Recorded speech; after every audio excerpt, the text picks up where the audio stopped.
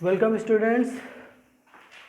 Today we will discuss about science class 9th chapter 1st state of matter. So guys आज के important topics हैं. First topic change in state. Second topic factors affecting that change of state. Third topic difference between vaporization and evaporation, and fourth topic factors affecting vaporization. So guys today we will discuss all these things in very detail. So let's come up to the first point. तो guys अगर हम लोग पहली बात जो है जो हम लोग समझने की कोशिश करते हैं यहाँ पे चेंज ऑफ स्टेट. तो गाइज अभी मेनली हम लोगों को सभी को ये पता है कि 5 स्टेट्स होती है मैटर की, लेकिन हमें सिर्फ 3 स्टेट के बारे में डिटेल में पढ़ना है. 5 स्टेट का कन्वर्जन चेंज नहीं पढ़ना है, हमें सिर्फ 3 स्टेट सॉलिड लिक्विड गैस का कन्वर्जन, इंटर कन्वर्जन और उससे रिलेटेड डेफिनेशन और उससे रिलेटेड फैक्ट को हमें याद करना है और समझना है. सो गाइज उसी के लिए हम लोग आज का लेक्चर लेकर आए हैं. Solid liquid and gas, these are the 3 states जो कि हमने यहाँ पर ये गोले के अंदर मेंशन कर रखा है. गाइज हम लोग देखते हैं जब कोई सॉलिड लिक्विड में कन्वर्ट होता है तो उस प्रोसेस को बोलते हैं मेल्टिंग. उस प्रोसेस को बोलते हैं मेल्टिंग और फ्यूज़न. और गाइज अगर इसी का रिवर्स प्रोसेस जब लिक्विड सॉलिड में कन्वर्ट होता है तो इसी को हम लोग फ्रीजिंग बोलते हैं और सॉलिडिफिकेशन बोलते हैं. या तो फ्रीजिंग बोलते हैं या सॉलिडिफिकेशन. और गाइज जब लिक्विड गैस में कन्वर्ट होता है तो इसे बोलते हैं वेपराइजेशन, बॉइलिंग, या इसी को एक और टर्म है इवापोरेशन. तो बेसिकली इनमें क्या डिफरेंस है जो हम लोग थर्ड पॉइंट में डिस्कस करेंगे डिटेल में. लेकिन अभी के लिए याद रखिए कि क्या इसे बोलते हैं वेपराइजेशन या बॉइलिंग. और इसी का जस्ट रिवर्स प्रोसेस जब गैस लिक्विड में कन्वर्ट होती है तो उसको बोलते हैं कंडेंसेशन और लिक्विडिफिकेशन या कंडेंसेशन. और गाइज यही साथ ही साथ मैं ये भी बता दूं कि जब कोई सॉलिड डायरेक्टली गैस में कन्वर्ट होता है like camphor, ammonium chloride, naphthalene balls हो गए, अमोनियम क्लोराइड हो गई या फिर कैम्फर हो गया, तो इन लोगों की क्या टेंडेंसी होती है कि ये सॉलिड फॉर्म में है, इनको जैसे ही हीटअप करते हैं तो ये डायरेक्ट गैस बन जाते हैं, मतलब विदाउट ये लिक्विड स्टेज में नहीं आते. तो इस स्टेट को क्या बोलते हैं? सब्लिमेशन. इस प्रोसेस को जब कोई सॉलिड गैस में कन्वर्ट होता है तो उसे बोलते हैं सब्लिमेशन. और आगे बात करें इसी का रिवर्स प्रोसेस, इसे बोलते हैं डिपोजिशन या रीसब्लिमेशन. गाइस क्या बोलेंगे? डिपोजिशन या रीसब्लिमेशन. वी कैन से डिपोजिशन और रीसब्लिमेशन. तो गाइज यहाँ पे हमारे पास 6 टर्म्स हैं. एक तो ये melting, freezing, vaporisation, condensation, sublimation and deposition. Guys ये 6 प्रोसेस हैं. इन 6 प्रोसेस को हमें डिफाइन करना है. अगर मैं एक प्रोसेस की डेफिनेशन डिटेल्ड बता दूं तो क्या आप लोग या हम सब लोग सभी की डेफिनेशन यहाँ पर लिख सकते हैं और बना सकते हैं? तो गाइज मैं मेल्टिंग की डेफिनेशन बताना चाहूँगा. Process of conversion of solid into liquid at a constant temperature is called as melting, and that constant temperature is called as melting point. Guys, process of conversion of liquid into solid at a constant temperature is called as freezing, and that point is called freezing point or melting point, because freezing point and melting point तो same होता है. और ये बात सबको पता होगी कि वाटर का मेल्टिंग पॉइंट कितना होता है, आइस का मेल्टिंग पॉइंट कितना होता है, वाटर का फ्रीजिंग पॉइंट कितना होता है. Of course it's 0 degree Celsius. Okay guys, ऐसे ही हम लोग ये वेपराइजेशन को डिफाइन करना चाहें तो process of conversion of liquid into gas at a constant temperature.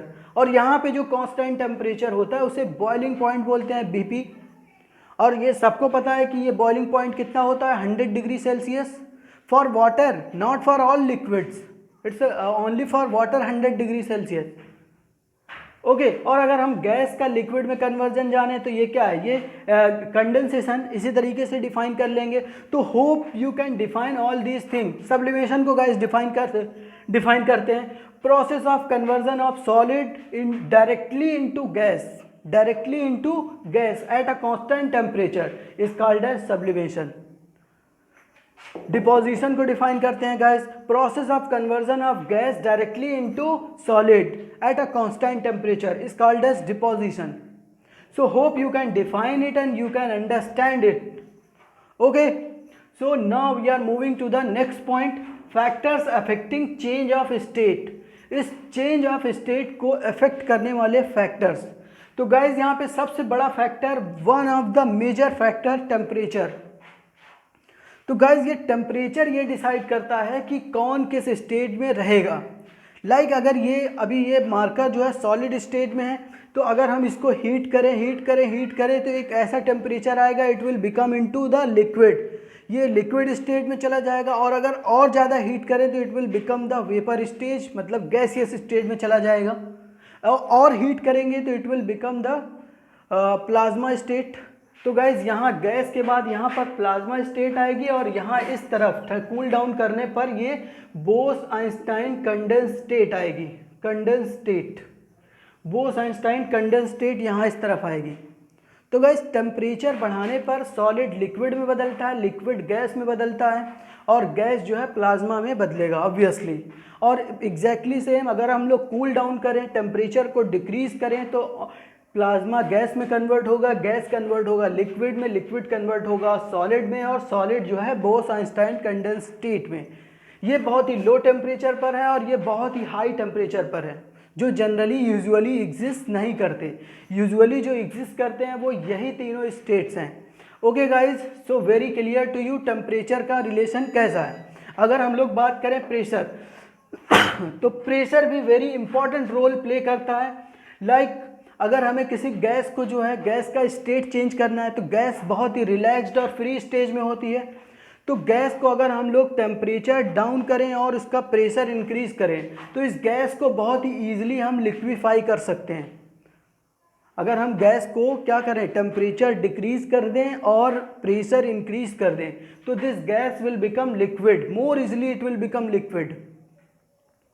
Okay so on increasing pressure, ये गैस को हम लोग प्रेशर अप्लाई करके बहुत ही आसानी से लिक्विड में कन्वर्ट कर सकते हैं। अगर हम लोग ये नाइट्रोजन गैस की बात करें, लिक्विड नाइट्रोजन पे बहुत सारे एक्सपेरिमेंट आप लोगों ने देखा भी होगा कि लिक्विड नाइट्रोजन कैसे जो है चीज़ों को फ्रास्ट बाइट कर देती है या फिर फ्रीज स्टेट में डाल देती है। तो एग्जाम्पल लिक्विड नाइट्रोजन को इस एटमॉस्फेयर से भी हम लोग ट्रैक कर सकते हैं बिल्कुल इसी प्रोसेस के थ्रू। अगर हम लोग प्रेशर ज़्यादा अप्लाई कर दें, एक कोई एयर ले लें कहीं से भी यहीं से और उस पर प्रेशर अप्लाई करें और प्रेशर अप्लाई करने के साथ साथ उसका टेम्परेचर भी लो करें, बहुत ही लो टेम्परेचर कर दें तो गैसेस जो है क्या हो जाएंगी, लिक्विड में कन्वर्ट हो जाएंगी। और एग्जैक्टली सेम प्रोसेस और अप्लाई करेंगे तो ये लिक्विड जो है सॉलिड में भी कन्वर्ट हो जाएगा। एक और एग्जांपल मैं बताऊंगा, ड्राई आइस, जिसे carbon dioxide, solid carbon dioxide या लिक्विड कार्बन डाइऑक्साइड भी बोलते हैं। तो कार्बन डाइऑक्साइड गैस जो है एक तरह से डिपोजिशन का एग्जांपल है। मतलब कार्बन डाइऑक्साइड गैस है, अगर इसको हम लोग कूल डाउन करें हाई प्रेशर पर तो it will directly become to the solid और इसी सॉलिड को ही ड्राई आइस बोलते हैं। वाइट कलर का सॉलिड बनता है और इसे ड्राई आइस के नाम से भी जाना जाता है और ये लिक्विड स्टेज में बिना गए जो है सॉलिड में चली जाती है। तो इस तरह से ये एक तरह का रीसब्लिमेशन शो करती है और सब्लिमेशन भी शो करती है। मतलब अगर ड्राई आइस है, अगर उसका टेम्परेचर थोड़ा भी बढ़ाएंगे तो it will become the gas.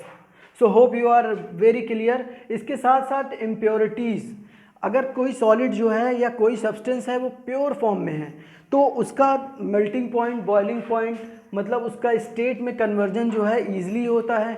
अगर जो है उसमें इम्प्योरिटीज़ हैं, उसमें इम्प्योरिटीज़ होने की वजह से चेंज ऑफ स्टेट अफेक्ट होता है। So one of the factor is also okay. अगर हम लोग नेक्स्ट पॉइंट की बात करें, आते हैं हम लोग थर्ड पॉइंट पर, तो वेरिफिकेशन एंड वेपराइजेशन और बॉइलिंग एंड इवापोरेशन। वेपराइजेशन या बॉइलिंग और इवापोरेशन में क्या डिफरेंस है। तो गाइज यहीं पे डेफिनीशन में मैं थोड़ा सा डिफरेंस यहाँ पे एक पॉइंट तो इनके बीच की डेफिनीशन है, एक पॉइंट तो क्या है इनके बीच की definition. Process of conversion of liquid into gas at a constant temperature is called as vaporisation, और उस कांस्टेंट टेम्परेचर को क्या नाम देते हैं, बॉइलिंग पॉइंट। बॉइलिंग में क्या होता है, कांस्टेंट टेम्परेचर होता है, जबकि इवापोरेशन किसी भी टेम्परेचर पे होता रहता है। ये वेपराइजेशन एक तरह का बल्क एंड होल प्रोसेस है। बल्क एंड होल प्रोसेस का मतलब ये होता है कि एक ऐसा प्रोसेस जो पूरी चीज़ के साथ होता है। मतलब वेपराइजेशन अगर होना स्टार्ट होगा तो वेपराइजेशन ऐसा नहीं होगा कि सरफेस के लिक्विड का होगा या फिर एक पार्ट ऑफ लिक्विड के लिए होगा, ये पूरा लिक्विड के लिए होगा जो भी उस कंटेनर में होगा। तो ये होल एंड सोल प्रॉपर्टी है, मतलब पूरा लिक्विड एक साथ जो है गैस में कन्वर्ट होने लगता है। तो इस तरह के प्रोसेस को क्या नाम देते हैं, वेपराइजेशन। जबकि इवापोरेशन सिर्फ सरफेस पे होता है। Evaporation is a surface phenomena, मतलब ये एक सरफेस प्रोसेस है। सरफेस ज़्यादा होगा तो इवापोरेशन ज़्यादा होगा, सरफेस कम होगा तो इवापोरेशन कम होगा। Does not causes cooling, evaporation की वजह से कूलिंग होता है, लेकिन वेपराइजेशन की वजह से कोई कूलिंग वगैरह नहीं होता है, उल्टा और लोग जल जाते हैं। तो वेपराइजेशन की वजह से कूलिंग होता है। पोर्सलेन के पॉट में मटके का पानी बहुत ठंडा हो जाता है गर्मी के दिनों में, रीज़न कूलिंग बाय इवापोरेशन। अगर हम लोग जो है फेस वॉश करके पंखे के नीचे खड़े हो जाएं तो क्या हम लोग फ्रेश और बहुत ही कूल फील करते हैं, तो रीज़न क्या है, evaporation cooling bye evaporation. So hope you have understood the difference between vaporization and evaporation। Guys आगे बात करते हैं हम लोग फैक्टर्स अफेक्टिंग इवापोरेशन। तो इवापोरेशन को अफेक्ट करने वाले क्या फैक्टर्स हैं। तो पहला फैक्टर है एरिया, सरफेस एरिया। अगर लिक्विड का सरफेस एरिया ज़्यादा होगा तो इवापोरेशन भी ज़्यादा होगा। तो गाइज अगर लिक्विड का सरफेस एरिया ज़्यादा होगा तो इवापोरेशन भी ज़्यादा होगा। टेम्परेचर ज़्यादा होगा तो इवापोरेशन ज़्यादा होगा। On increasing temperature evaporation increases, on increasing surface area evaporation increases. Speed of wind, on increasing speed of wind evaporation is more, मतलब इवापोरेशन आल्सो इंक्रीजेस। यही बात है जिसकी वजह से जब हवा चलती रहती है तो कपड़े जल्दी सूख जाते हैं, हवा जो है नहीं चलती है तो कपड़े जल्दी नहीं सूखते। तो very clear to you, humidity, बारिश के दिनों में कपड़े नहीं सूखते हैं। तो रीज़न क्या है, बारिश के दिनों में बहुत सारी ह्यूमिडिटी, एटमॉस्फेयर में ऑलरेडी मॉइस्चर प्रेजेंट रहती है। वैसे ये ह्यूमिडिटी को डिफाइन कैसे करते हैं, amount of water vapour, amount of moisture in the form of water vapour present in atmosphere is called as humidity. तो ह्यूमिडिटी ज़्यादा होगी तो रेट ऑफ इवापोरेशन डिक्रीज हो जाएगा, इवापोरेशन कम होगा। So guys hope you are understood all of these things.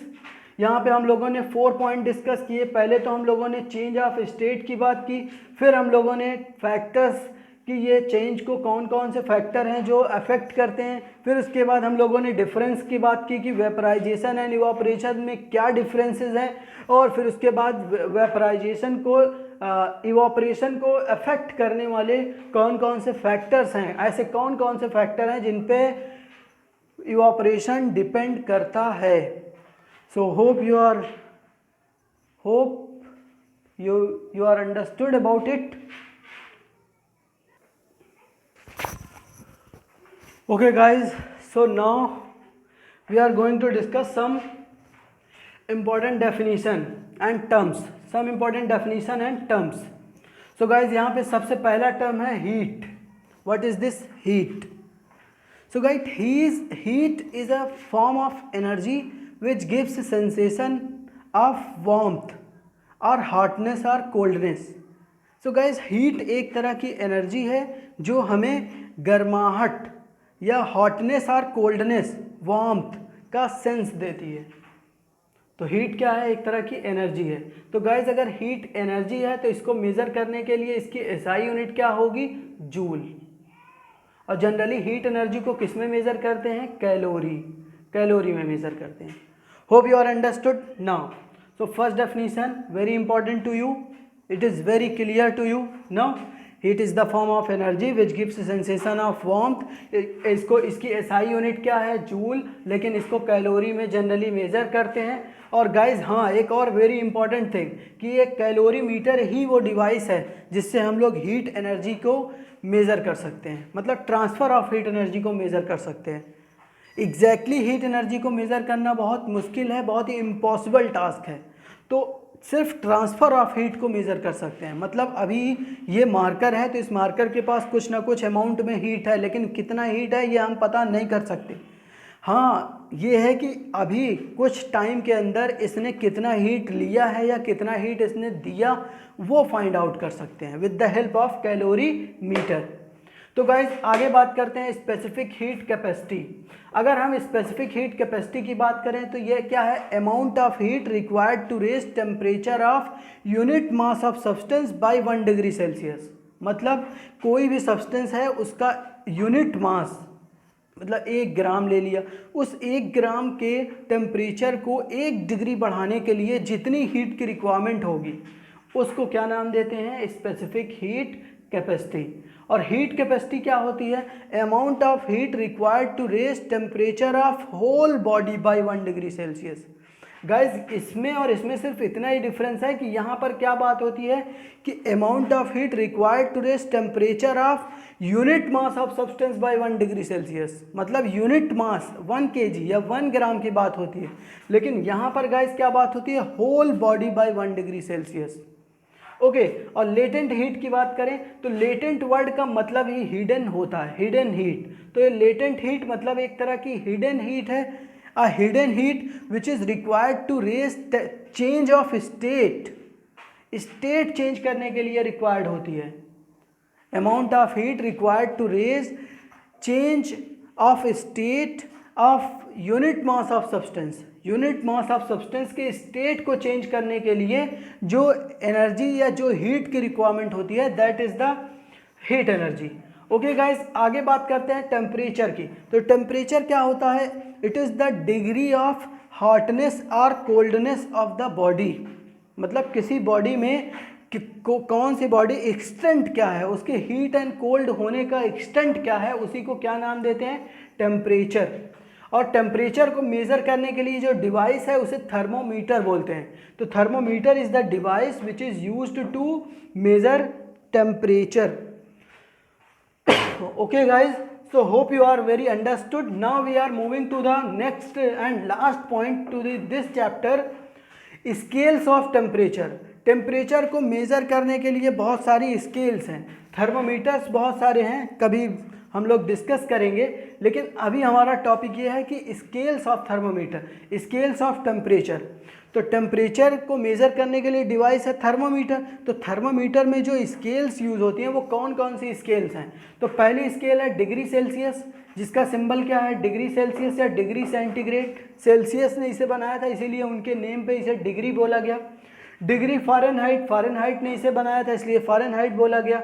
और एक खास तरह की एब्सोल्यूट स्केल जो कि एब्सोल्यूट स्केल केल्विन ने ड्राइव किया, केल्विन ने बनाया तो उसे के सिंबल से। और यही एसआई यूनिट है टेम्परेचर की। टेम्परेचर की एसआई यूनिट क्या है? केल्विन। टेम्परेचर की एसआई यूनिट क्या है? केल्विन। और गाइज यहाँ पे केल्विन और सेल्सियस और फ़ारेनहाइट को हम लोग कन्वर्ट भी कर सकते हैं। तो केल्विन इक्वल टू होता है डिग्री सेल्सियस प्लस 273। और सेल्सियस और फ़ारेनहाइट में रिलेशन है, सेल्सियस में temperature upon 5 this is equal to F Fahrenheit में temperature -32 divided by 9। So guys hope you are understood about all these things. Thank you for watching.